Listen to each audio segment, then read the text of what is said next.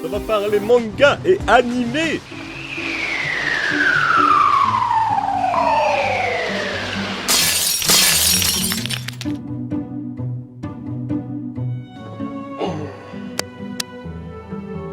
J'arrive.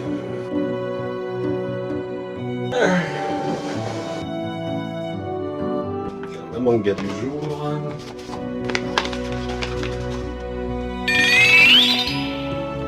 Ashita no Joe.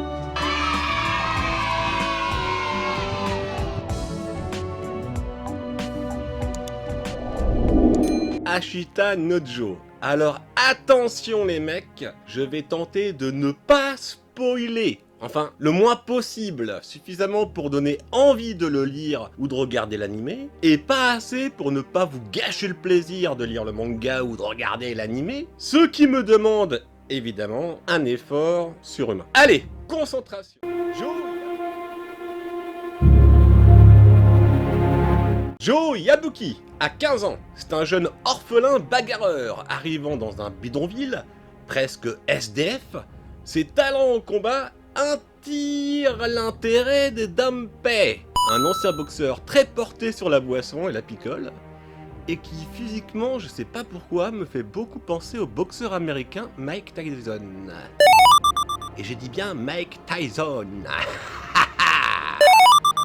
Faut vraiment pas me demander pourquoi, ça m'y fait penser. Dampé décide donc d'entraîner le jeune Joe, pour en faire un grand boxeur. Mais Joe n'est pas trop intéressé par cette idée. Il est un peu casse-couille le garçon, hein, et a des problèmes avec la police. Alors là vraiment ça commence très mal.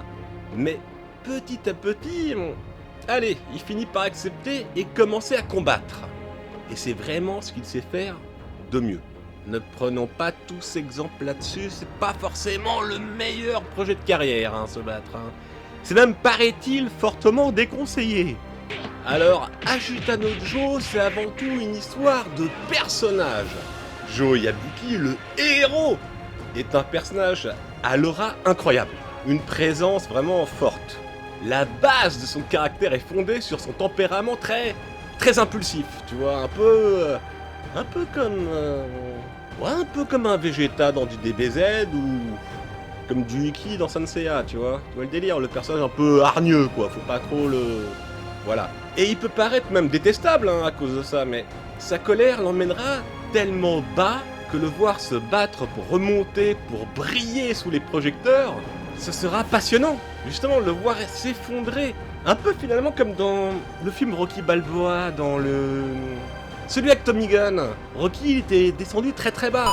C'était trop pété, c'était embourgeoisé avec le temps, c'était plus un boxeur. Et au final, il est revenu à zéro. Et pour Joe, c'est un petit peu ça, sauf qu'il n'était pas encore boxeur. Voilà, il a tout perdu, il est retombé à zéro, à néant, et il va devoir rattraper ses conneries pour pouvoir remonter. Et c'est une belle leçon de vie, c'est une très belle leçon de vie, parce qu'on n'a rien sans rien dans la vie. Celui qui réussit... Celui qui réussit le mieux dans la vie, finalement, c'est celui qui va en chier le plus. Et... c'est très vrai. D'ailleurs, comme je disais, ça me fait un peu penser à Rocky Balboa, et c'est peut-être pour ça que la version italienne d'Ashita no Joe s'appelle Rocky Joe. Pas con ce qu'il dit, pas con, va savoir. Alors Joe, c'est un personnage qui n'a pas été créé pour plaire, et c'est ça qui le rend génial et irrésistible. Il n'a pas été formaté pour le public, sans doute qu'à l'époque, les mangaka avaient les mains moins liées, et les éditeurs devaient être moins chiants au niveau de la censure ou du politiquement correct. Il faudrait aussi parler des dessins animés, notamment des dessins animés japonais qui sont exécrables, qui sont terribles. Je ne dis pas ça parce qu'un jour je suis rentrée à la maison et mon fils de 3 ans et demi m'a dit « Maman, je te casse la tête !» Alors je lui ai dit « Bon, j'espère que tu vas me la recoller après. » 5 mars, Ségolène Royal renonce à la politique. La bonne nouvelle du jour, mais ne comprend pas pourquoi les Français ne veulent pas d'elle. La réponse est simple, madame. Vous avez détruit le club Dorothée et l'enfance de millions d'enfants. Le problème, ces enfants ont grandi. Connasses, nous n'oublierons jamais. Elle aurait davantage sa place au Téléthon. Donc davantage de liberté. Un personnage de cette qualité ne peut pas évoluer seul.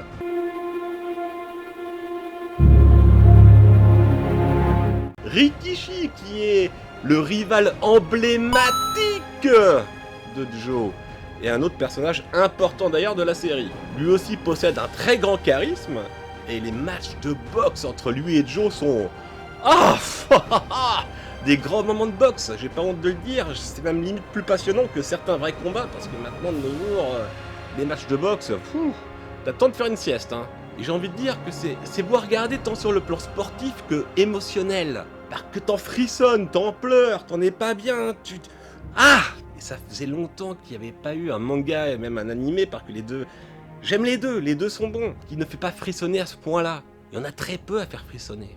C'est avoir la chair de poule, la chair de poulet. Hop, hop, hop. Et les personnes d'ailleurs ayant lu la série, enfin lu le manga, pardon, vous parleront souvent, j'ai envie de dire moi aussi, avec passion et émotion, du tome 5 de l'édition française, qui relate pour moi le grand duel qui oppose Joe à Rikishi. Et après Rikishi, il y a un autre personnage très intéressant qui vient compléter un petit peu le trio. C'est Yoko, qui est une jeune femme mais très impliquée dans l'organisation du monde de la boxe. Et c'est la patronne, c'est l'atelière, la big boss, la daronne, et qui possède des relations fortes avec Joe et Rikishi. Ce trio mène l'intrigue et en est le moteur principal. D'autres personnages viennent bien sûr apporter leur petite pierre à l'édifice, dont Dompel, l'indispensable figure du maître, la figure même paternelle, j'ai envie de dire, d'une certaine manière, pour Joe. La série est donc remarquable par son aspect social qui sert la force, le dépassement de Joe et ses personnages très charismatiques qui montrent que on peut venir de la merde, de rien du tout, tomber au plus bas, et on peut quand même arriver au plus haut. Il n'y a pas de limite, il suffit juste, c'est horrible à dire, mais pour certains, il faudra en chier plus, mais ils y arriveront plus. Il faut en chier pour réussir, ouais. J'ai intérêt à en chier beaucoup, alors moi. Ouh là là, c'est pas fini de chier. Celui qui tirera la chasse après moi, je le plains. Ouais, bien que je sorte encore une connerie.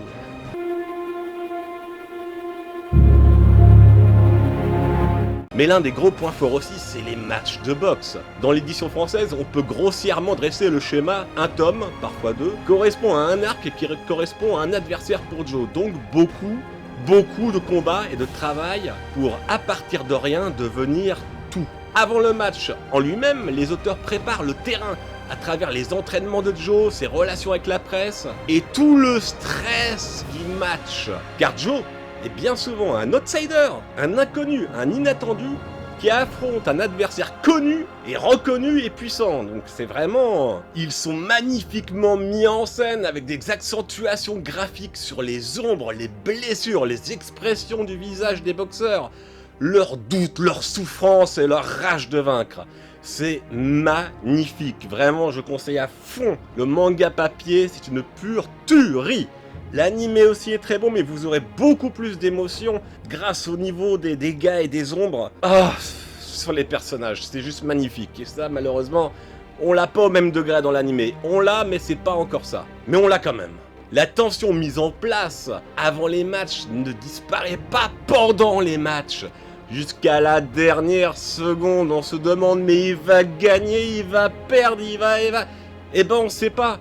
Et ça, autant dans le manga papier que dans l'animé. C'est énorme. Ainsi, de match en match, on observe, de se passionne pour les personnages, en se demandant quel sera leur destin. S'ils vont sortir indemnes de cette violence qui abîme leur corps, mais qui représente leur seule raison de vivre, leur passion. Plusieurs actes du manga sont restés dans les mémoires collectives japonaises et de beaucoup de fans.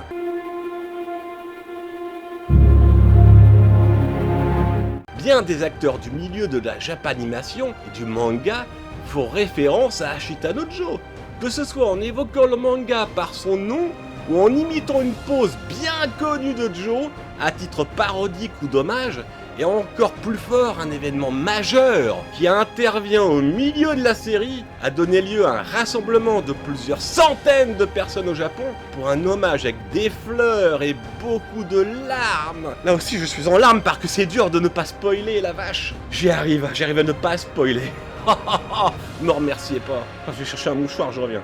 Beaucoup d'impact, Ashita no Joe, beaucoup d'impact. D'autre part, le Japon a été frappé par la mort d'un personnage secondaire.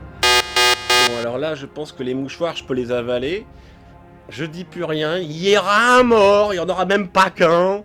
L'éditeur et l'auteur ont d'ailleurs reçu un grand nombre de lettres et des coups de téléphone de fans allant jusqu'à se déplacer pour demander des explications sur la mort, ou accompagnés de fleurs pour exprimer leur deuil. Il y a même Terayama Tsuji, un poète japonais, qui ira jusqu'à écrire un essai poétique sur le personnage et organisera des funérailles, qui va faire un vrai enterrement. Il est rejoint par une foule de lecteurs qui pleurent plus que comme s'ils avaient perdu leur mère. Voilà, faut dire les choses. Plusieurs statues d'ailleurs grandeur nature de Joe sont visibles au Japon, dans une position semblable au manga. L'une comporte un spoil. Je me tais, je m'étrangle, voilà, comme ça je suis en train de me taire, je m'étrangle. Voilà, et là il y a tous les viewers, et là vous allez tous venir avec des bouquets de fleurs endeuillés. Non, je déconne, on s'en fout. Bref, ça sert le sifflet. D'ailleurs, pour faire une petite parallaxe sur les auteurs,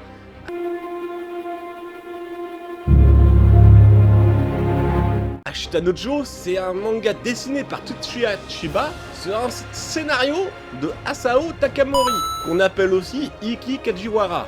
Il a été prépublié dans le Weekly Shonen Jump magazine entre janvier 1968 et mai 1973 et a été compilé en 20 tomes au 10 novembre 1993. Putain, ça me rajeunit pas la vache, le coup de vieux. Voilà, c'était le cri de la momie. Plusieurs éditions du manga ont évidemment vu le jour. La version française est éditée en intégralité dans une édition deluxe de 13 volumes par Glénat. Et je précise qu'on n'est pas sponsorisé ni par Glénat, ni par personne, ni par mon slip. Le manga fut adapté 2 fois en animé, en 1970, et pour d'autres, ne les rajeunit pas, et pour moi un gros coup de vieux. Donc Ashita no Joe, 79 épisodes jamais diffusés en France, et en 1980, Ashita no Joe 2, avec 47 épisodes, dont seulement 26 qui furent diffusés en France, sur la 5, sur la chaîne numéro 5, en 1991, sous le titre Joe 2, ainsi que 2 films d'animation. Mais bordel, désolé du mot, pourquoi personne ne réédite la première version de l'animé? Oui, parce qu'elle n'existe qu'en japonais, et sans sous-titres. Donc moi je suis avec mon dictionnaire français-japonais en train de le regarder en général. Voilà, c'est ce que j'ai fait dernièrement.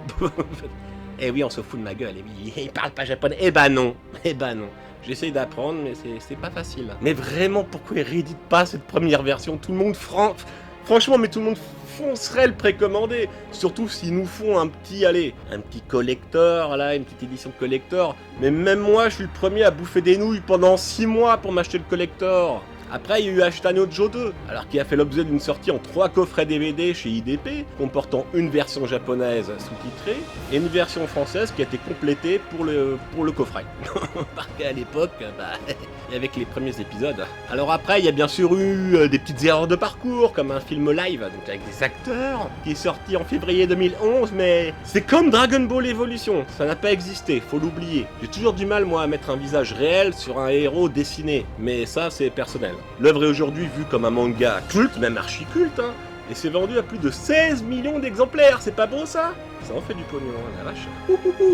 À l'occasion du 50e anniversaire de la série, en 2018, un animé hommage, produit par TMS Entertainment, a été diffusé, ma langue a fourché, voilà, nouveau mot, le mot. Quand vous fourchez et bégayez, vous faites fourcher, et donc qui a été diffusé, et qui s'appelle Megalobox, et ben, je vous encourage à le regarder. Comme hommage, c'est juste une dinguerie. Et d'ailleurs, si je me trompe pas, il est sur Netflix.